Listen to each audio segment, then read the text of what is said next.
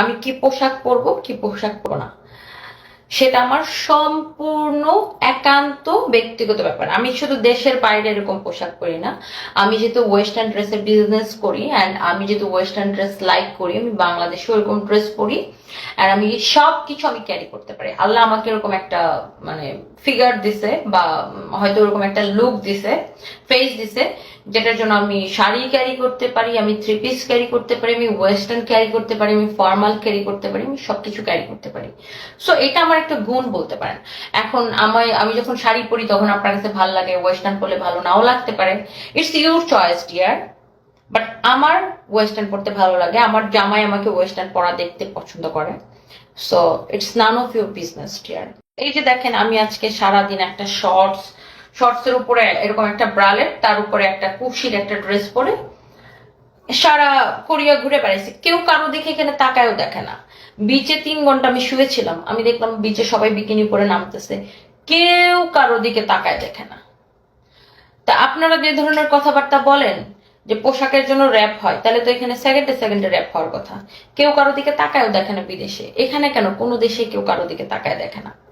তো আপনার রুচির পরিবর্তন করেন, মানসিকতার পরিবর্তন করেন, চোখের পর্দা করেন, আপনার চোখে সংযত করেন, আপনার যে কুচক্রী যে মন, আপনার মনে যে লালসা, সে আপনার ললসায়িত মনকে আপনি সংযত করেন। শুধুমাত্র মেয়েদেরকে পর্দার দোহাই দিয়ে মেয়েদেরকে আটকায় রাখা যাবে না। এখন মেয়েরা কাজ শিখছে, মেয়েদেরকে শুধুমাত্র পর্দার দোহাই দিয়ে যারা আটকায় রাখতে চান তারা সব ভুলে যান। এখন দুনিয়া অনেক এগিয়ে গেছে। যারা আমার উচ্চারণের মাস্টার, তো তাদেরকে আমি একটু বলতে চাই, ডিয়ার আপারা আর ভাইয়ারা, আমার উচ্চারণের আপনি তো আমার কথা বুঝতে পারতেছেন না?